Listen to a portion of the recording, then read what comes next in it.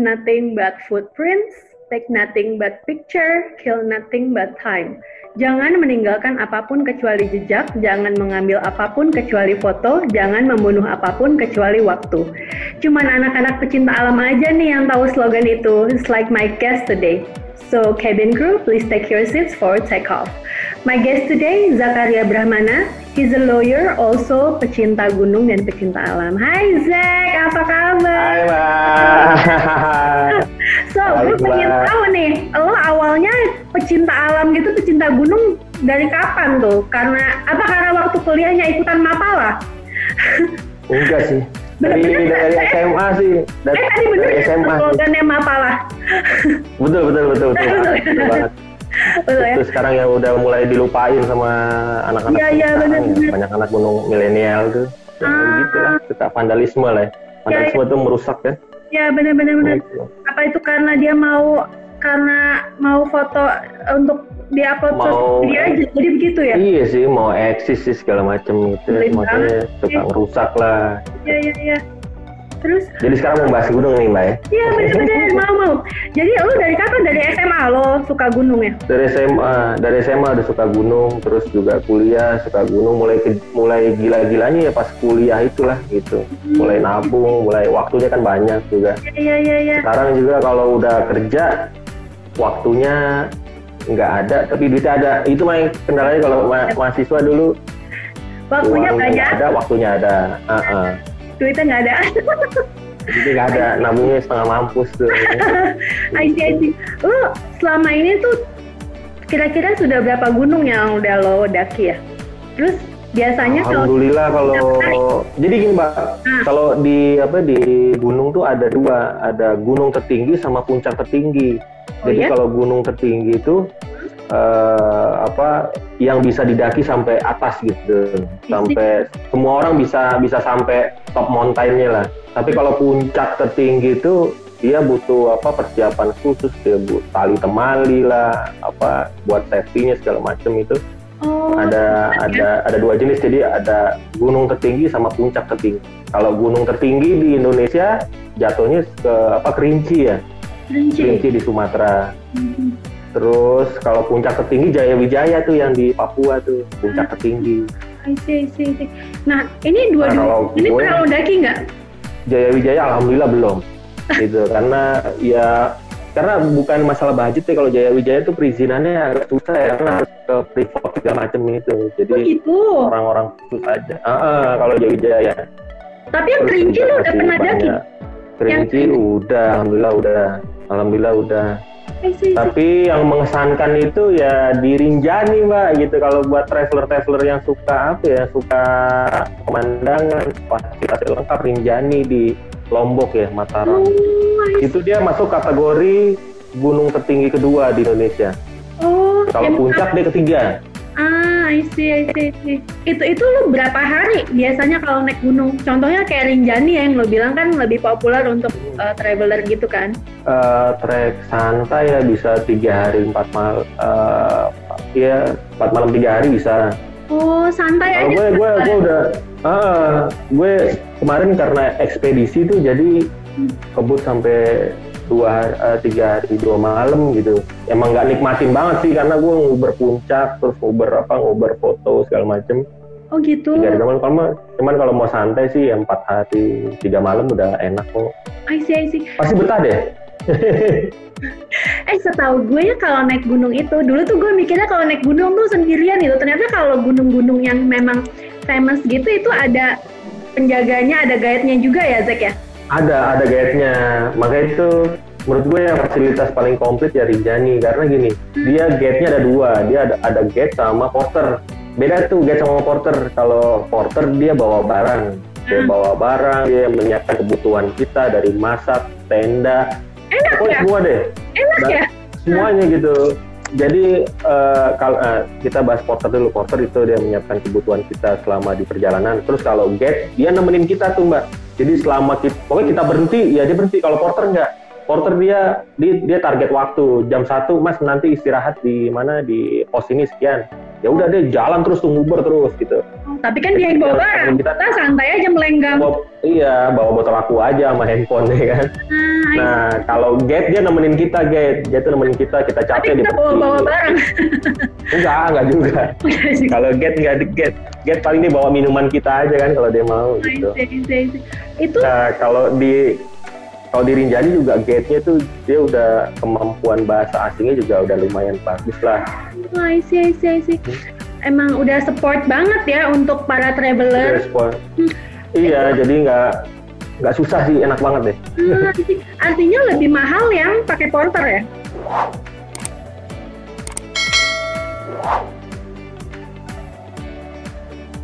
Lebih mahal yang Gate sebenarnya, karena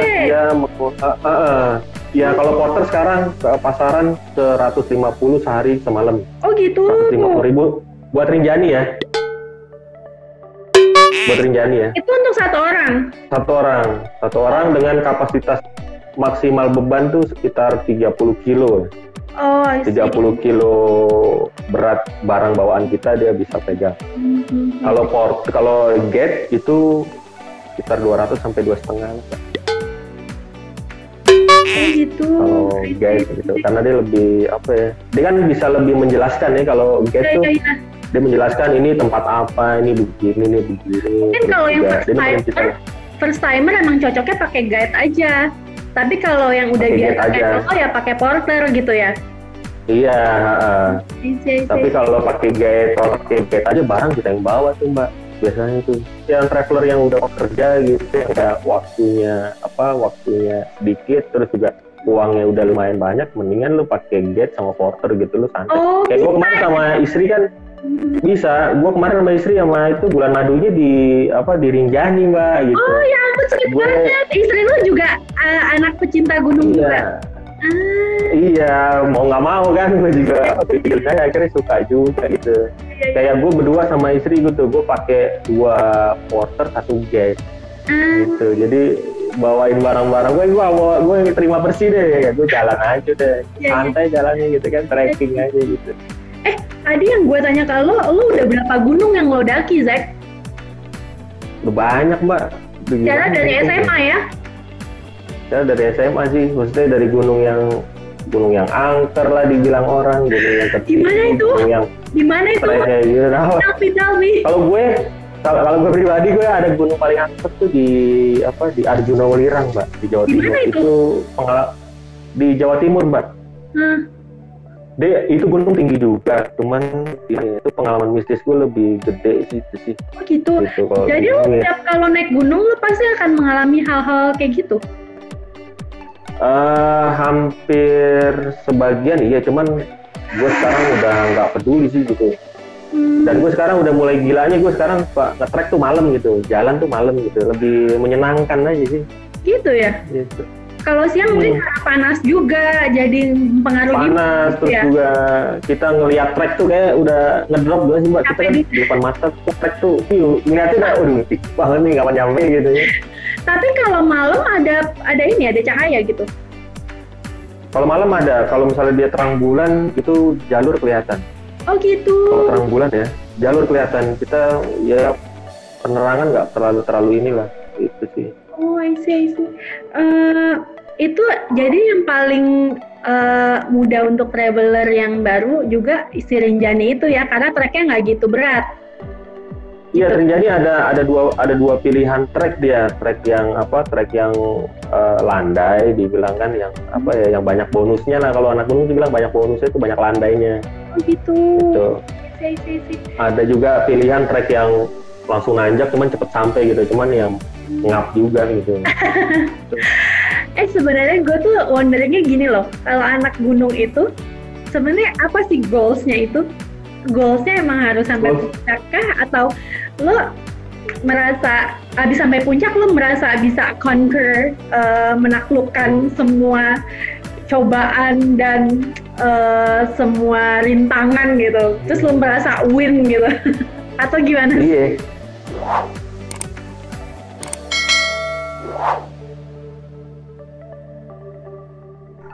awalnya kalau buat pendaki gunung baru gitu, awalnya iya mbak, awalnya gue dulu naik gunung harus target puncak gitu. Cuman setelah kesini-sini gue pikir ada beberapa gunung yang gue nggak sampai puncak dan gue udah kayak misalnya usia kan udah nggak bohong lagi, udah capek gitu kan. Dan akhirnya gue juga nggak sampai puncak pun nggak masalah gitu. Sekarang gue udah punya slogan slogan quote gitu. Takkan lari gunung dikejar gitu mbak. Jadi lu nggak sampai puncak tuh gunung nggak bakal kemana-mana gitu, lu masih bisa naik lagi. Artinya lu nggak usah memaksakan fisik sama stamina lu. Kalau lu nggak kuat udah cukup sampai situ, udah buka tenda istirahat gitu kan. Iya. Jadi tuh gunung nggak bakal kemana-mana, lu di situ aja udah gitu ya. Besok masih bisa, kecuali kalau yang mengeluarkan budget mahal gitu, gue harus nyampe puncak nih ya. Harus nyampe puncak gitu ya. Bener-bener. Jadi kalau gue ngeliatnya sekarang lo naik gunung karena ya lo sekedar hobi dan pengen refreshing aja, ya? Iya gitu. Sekarang pengen hobi dan refreshing. Ada satu yang belum gue itu ya ngajak anak gue gitu, ngajak coba. Lu biasanya masih kecil-kecil kan? Dulu udah pernah gue coba ke mana tuh, ke perahu ya, ke perahu. Anakku masih umur 1,5 tahun. Cuman gue pikir agak konyol juga kalau di jalan. Gue itu sampai setengah jalan. Anak gue belum bisa ngomong dingin pak, panas pak, sakit pak, gitu. Akhirnya gue putusin gue turun deh gitu. Makanya gue buat saran pendaki pemula yang mau bawa anak, gue bilang pikir-pikir dulu deh, yang penting anak lu harus udah tahu, dia udah bisa ngerasain dingin banget gitu, dia capek banget gitu. Artinya dia harus bisa interaktif gitu. Karena kalau sampai atasnya memang dingin banget ya? Parah gitu, parah banget dingin gitu. Kita mau geser pantat aja kayak malah dingin banget gitu. Kita buka kaki aja, kita kan jongkok, misalnya kita duduk jongkok pakai itu, kita buka sela-sela kaki aja gitu kayak banget gitu, malas gitu. Terus kalau untuk mensiasati high altitude gitu gimana ya, kan biasanya kan orang jadi akan dehidrasi, mempengaruhi badannya kan, itu ada dari kalau saran gue sih oksigen gitu. Kalau di gunung-gunung di Indonesia, gue rasa nggak terlalu high altitude, nggak terlalu inilah. Yang penting kan kita aklimatisasi dulu ya, istilahnya kan aklimatisasi dulu, penyesuaian suhu tubuh di dataran tinggi gitu. Misalnya gini, kayak di Semeru gitu. Di Semeru kalau mau langsung naik agak horor juga sih, maksudnya horornya kita baru sampai datang dari Jakarta langsung ke pos, kita langsung naik gitu, kita nggak punya sensi suhu tubuh, ntar di atas bisa ngedropnya kayak gimana gitu. Di Semeru, kalau di Semeru tuh di pos aja tuh udah lumayan dingin, pos satunya, pos pendaftaran dingin banget gitu. Makanya kalau itu makanan sih, makan minum stamina dijaga sih, coklat ya. Oh gitu. Makannya tuh biasanya apa sih kalau naik gunung? Gue suka wondering loh, apa yang dibawa? Ini kalau ini kita pakai porter apa enggak nih? Kalau misalnya nggak pakai porter gitu ya? Pakai porter lah ya, kan ngajak gue nih. Oh iya.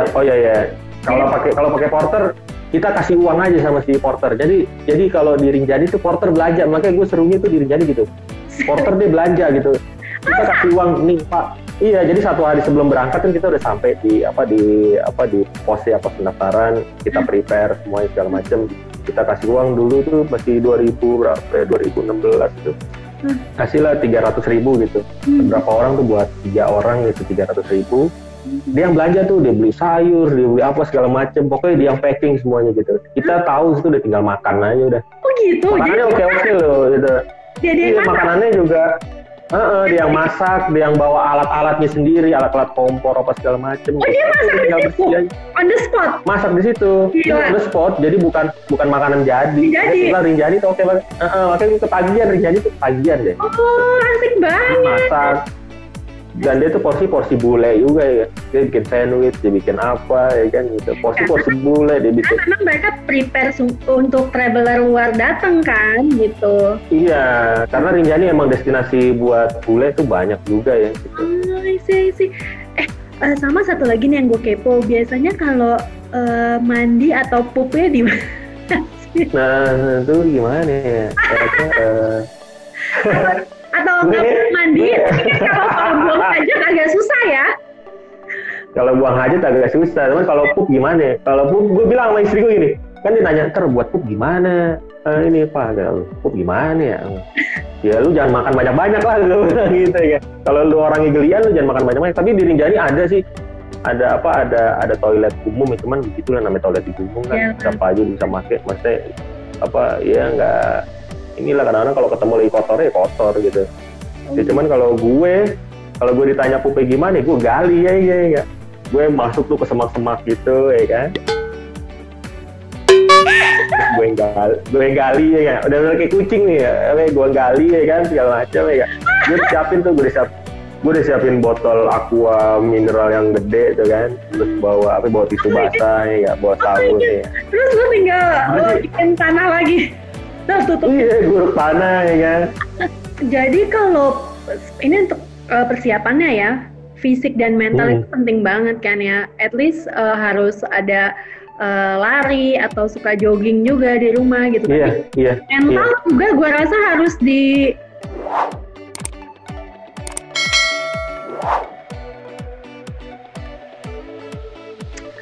mental harus gitu. Naik gunung tuh nggak segampang nggak segampang kita lihat gitu. Mental kadang-kadang suka beradu ya, Mbak. Beradunya gitu, trek masih panjang, masih jauh gitu, terus kita dibohongin sama orang, udah dekat mas, udah, ada gitu ya, kita papasan sama orang yang turun, udah gitu kan, udah dekat mas, bentar lagi, paling sejam lagi, nggak tahu masih panjang banget gitu ya, sampai dibohongin gitu, udah gue diem aja, nggak mau nanya sama orang ya, jalan aja gitu, akhirnya mental kita dihajar gitu. Terus satu lagi Mbak, kalau naik gunung kan biasanya kan grup ya, kalau bisa traveler kan biasanya ya rame-rame 2-3 orang gitu, bahkan lebih gitu. Iya. Itu mental secara personal kita benar-benar dihajar gitu. Kita pasti ya, karena kita capek, lelah, terus juga orang kita lihat nggak mau kerja lah, dibikin masalah sedikit, kita sensi lah, segala macam. Itu pergolakan batin tuh ngeri loh di gunung tuh ya, aduh. Cowok juga gitu ya, gue kira tuh masalah cewek doang tuh yang begitu, cowok juga begitu ya? Sama semua gitu, sama, makanya gue bilang kalau buat traveler carilah medannya. Maksudnya carilah pasangan partner buat naik gunung tuh yang benar-benar lo udah Oke gitu, jangan sembarangan, takutnya lu kesel sendiri, akhirnya lu nggak jadi naik, terus lu turun ya kan. Pasti emang kata orang bener, sifat asli orang naik gunung keluar. Bener itu, kalau traveling emang begitu. Terus itu biasanya apa sih budgetnya gitu? Kalau untuk budgetnya, kalau buat sepatu kita pakai yang standar lah, yang dari harga 900 sampai 1,5 juta, 2 juta juga ada sepatu ya. Karena kan itu tergantung makin ya gimana kenyamanan ya sepatu, terus juga yang warna terus juga kan iya bakal dipakai lama gitu. Terus juga ada perawatannya juga, yang sepatu kan nggak boleh dicuci gitu kan, dipakai air aja, dijemur udah selesai. Kalau sepatu kalau pakai sabun gitu rontok Mbak, habis. Gitu. Kalau bau ya dijemur aja. Jadi licin. Terus tenda juga kita harus punya tenda. Cuman kalau tenda kan per kelompok ya, tenda kan ada itu bisa kapasitas 3-4 orang. Harganya juga variasi, ada yang dari 1 juta sampai ya paling mahal bisa 5 juta ada tenda, kan tergantung bahan sama kualitasnya. Terus jaket belum, ya. Iya, jaketnya juga yang windbreaker ya pastinya, karena kan berangin, dingin gitu. Benar. Gitu. Terus ada sleeping bag juga ada. Sistem gate sama porter tiap gunung beda-beda gitu, kayak di Semeru gitu. Dia ada porter, cuman dia nggak mau masak Mbak gitu, dia cuma bawa barang aja gitu. Kalau di Semeru ya, kalau di Rinjani dia mau masak gitu. Terus juga kalau di Semeru, ya udah sampai tujuan ya udah di drop barang kita datang ya udah, abis itu dia tinggal gitu. Dia nggak benar-benar nemenin kita. Kalau di Rinjani dia nemenin kita. Nah masalahnya gini, tuh porter sama dia di mana ntar kalau misalnya kita ikut sama kita kayak di Rinjani gitu, dia bawa perbekalan sendiri, dia bawa tenda sendiri gitu. Mandiri banget dia. Mandiri banget gitu. Jadi enak banget deh. Jadi kita pesan sama si porter gini, kan porter kan berangkat duluan dia. Kita ditargetin makan siang di sini, nanti sore kita udah sampai di shelter di camp gitu. Kita pesan aja, Mas cari tempat posisi yang enak dong gitu. Ntar dia lari tuh, terus gitu. Kita datang, kita udah siapin makanan, udah siapin kopi, teh, yang gulanya dipisah, memang kayak ala-ala hotel gitu ya. Ada buah juga, ya kan. mau minum apa mas, mau makan apa mas, itu benar-benar kayak ada apa ya, kayak servisnya oke sih masih yang jadi makanya recommended lah buat traveler pemula gitu. I see. Soal kejadian-kejadian yang nggak masuk akal ya. Itu pasti itu pasti ada ya? Pasti ada. Oh, gitu. Pasti ada sih.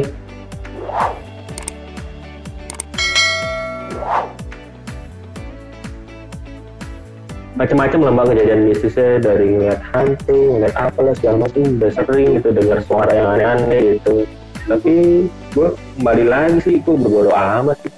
Gitu. Paling kalau takut ya gue bangunin temen gue, suara kuntilanak kayak tadi gitu ya kan. Oh ya? Iya gimana dong kayak gitu, kayak di atas kita tuh gitu, di pohon di atas kita tuh ya mau gimana ya, ya udah ketawain aja gitu, kalau nggak aku batuk gitu dan pergi sendiri, hilang sendiri gitu. Hilang aja dia. Naik gunung sebenarnya naik gunung lo harus positive thinking lah. Gue pernah sendirian di trek di Gunung Semeru tuh, dari Ranokumbolo sampai Kalimati tuh gue pernah sendirian, karena gue pernah open trip juga. Peserta gue nggak ada kuat tuh, akhirnya logistik semua di bawah ya kan, yang di luar sana. Akhirnya gue turun bolak-balik gue sendiri gitu, dan pernah hampir kena stankeder juga. Kalau stankeder tuh lagi kita disasarin nih. Iya. Malam gitu mbak, jam 11 malam itu di gunung gitu. Oh, iya maksudnya ini sih, gue sering dengar ini. Iya, dan gue pernah ngerasain sendiri, untungnya gitu.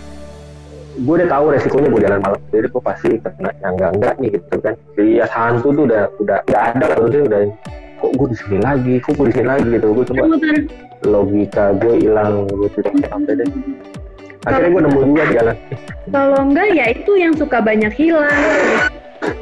Karena kalau rata-rata yang banyak hilang gini, kalau yang banyak hilang tuh kebanyakan pendaki-pendaki yang buka jalur sendiri mbak. Oh ya? Gitu. Itu kayak gimana maksudnya buka jalur sendiri? Jadi maksudnya di mindset udah ada treknya, jalan tuh lebar udah 100 meter lebih ada gitu lebarnya, dia udah disediain jalurnya, papan petunjuknya udah ada. Banyak para pendaki yang udah aku sering naik ke sini nih gitu, aku coba membuka jalur sendiri gitu, wah ada jalan baru, jadi gue pengen motong biar cepet gitu, nggak tahu kita jatuh mana keprosok gitu gue pernah gitu bang. Gue pernah di Merapi mbak, di Gunung Merapi gitu, gue pakai orang kampung kita. Saya jangan ikutin ya. Lewat. Jangan. Nggak disaranin, sampai temen gue masuk ke jurang gitu, untung masih nyangkut tuh tasnya gitu. Habis itu kapok udah nggak lagi, makanya ikutin jalur yang bener aja deh. Iya. Gitu. Banget, karena kita nggak tahu ya, secara hutan kan. Apa aja? Iya, hutan juga sinyal nggak ada gitu kan. Iya, benar-benar pasti ya. Lu ada impian gunung yang pengen lo daki nggak? Tapi belum kesampaian. Everest kalau ada mah. Everest, Gunung Everest. Oh Everest ya. Pasti ya semuanya pengen gitu ya. Alright Zack, thank you so much for your info. Makasih ya udah sharing. Iya mbak. Iya mbak. Gunung ya. Naik Gunung Everest. Harus mbak. Amin. Alright travelers, thank you for joining us. Don't forget to listen my podcast and subscribe my YouTube channel 20 Minutes Travel with Hannah. Bye bye.